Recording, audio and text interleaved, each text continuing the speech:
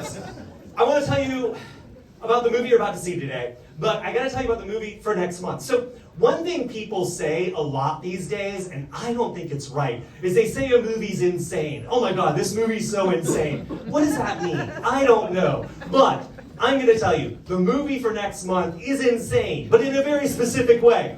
It is a low-budget, insane movie. That doesn't mean it's bad, it doesn't mean it's cheap, but it is a very grimy, very high-intensity thriller with a lot of machine guns in it. And the reason it's insane is this movie for next month has a lot of thoughts about penises. And you know how a lot of times in a movie people say that, like, you know, a gun is a phallic symbol and everything.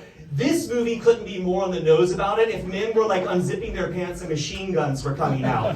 Next month's movie is a real deep study into what a gun means to a man. It is from 1993, I think, and it is sweaty and sleazy and really, really incredible. Not many people have seen it. We've screened it once before, and I think there were 12 people there, but people have changed a lot since then.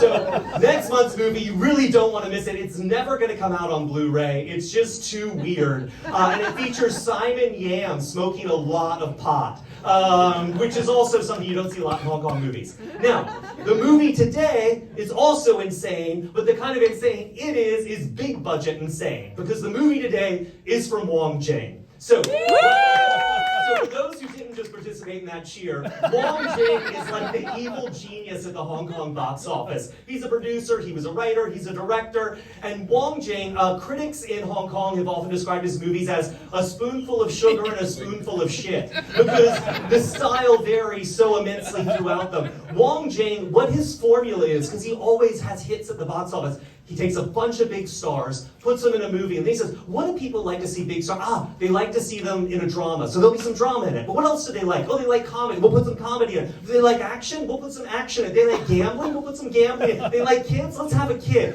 Do they like heartbreak and tragedy? We'll put some of that in too. And you get these insane movies that make no sense. And the movie you're seeing today is probably, I think, Wong Jing's greatest achievement. In 1989, Chow Yun-fat was in a Wong Jing movie called God of Gamblers, about where he played Ko Chun, the world's greatest gambler, and he was so mysterious and reclusive that there's only one picture of him in existence, and it's of the back of his neck. The movie came out, it was a huge hit in 1989. Wong Jing said, let's make a sequel, and Chow Yun-fat said, check you later. So Wong Jing recast it with Stephen Chow. The sequel was a huge hit. Then he made a third part with Stephen Chow. That was a huge hit. So finally in 1994, Chow Yun-fat was like, all right, I'll make a sequel to that movie from 5 years ago, God of Gamblers.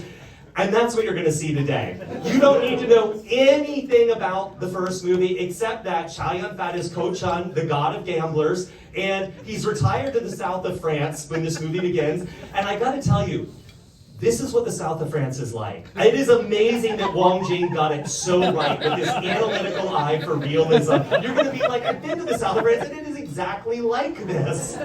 So, ladies and gentlemen, without further ado, we are turning over to a movie that was so good that when it came out, they charged an extra $5 for every ticket, because they're like, if you want to see it, it's just going to cost more because it's that much movie. So, without further ado, folks, it's Wong Jing's masterpiece, one of my favorite Chow Yun-fat movies of all times. It's God of Gamblers Return!